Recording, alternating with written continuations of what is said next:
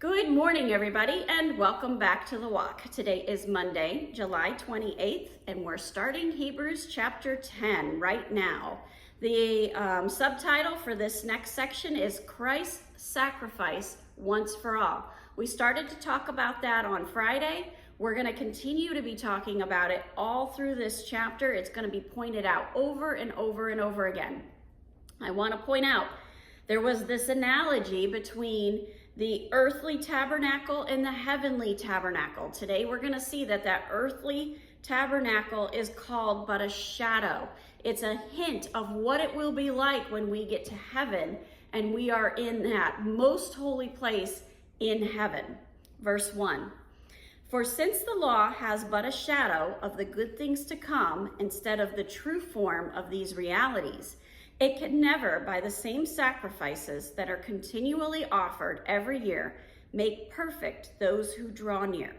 What's this talking about? What it's saying here is the old covenant, the Old Testament law, was there to help people understand who God is, how that relationship functions, how we pay the price for sin, how we fellowship with God.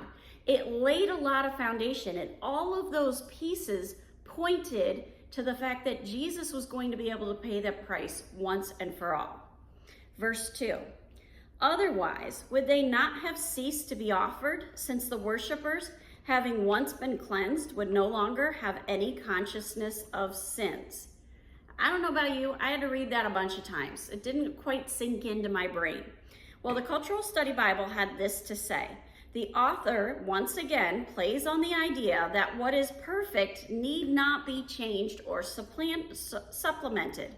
Rhetorical questions were commonly used in ancient reasoning.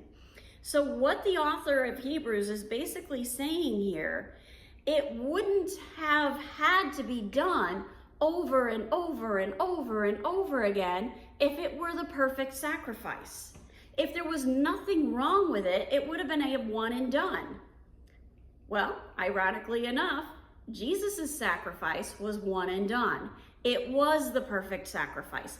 Everything in the Old Testament is leading up to and hinting towards what Jesus will do.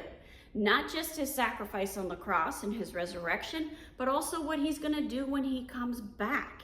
It is all of this is all about Jesus. Verse 3. But in these sacrifices, there is a reminder of sins every year. So stop and think this through. Imagine that you are back in those Old Testament times. You're Hebrew, you follow Judaism, and you have to go to the temple year after year after year after year to atone for your sin. You're doing it over and over and over again. And as you are doing that, your sin is being pointed out to you. It's being thrown back in your face. You're being reminded of it. It's like you're never completely free of that sin. Because I don't know about you, but I would atone for my sin in that temple. I would do the sacrifice. And then it wouldn't be long before I got myself in another mess. And oh, here I go again. Now I've got more sin on my back. Now I've got more sin on my back. But the sacrifice that Jesus did is once and done. It completely covers that sin. Cultural Study Bible had this note about the law being just a shadow.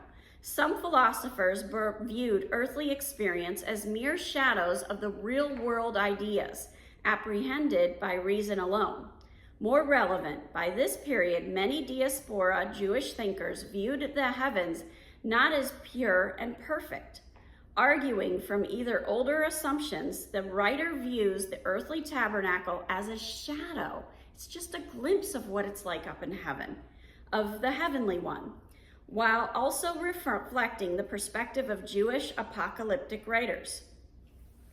Heaven reveals what the world to come will be like.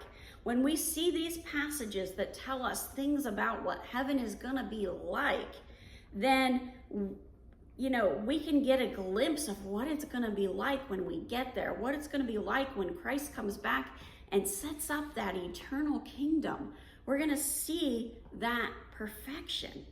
And just as the removal of our sins is total, complete, those kingdoms, the kingdom in heaven and the kingdom when Christ comes and sets up that reign, is also 100% complete. Have a wonderful day. God bless, and keep walking the walk.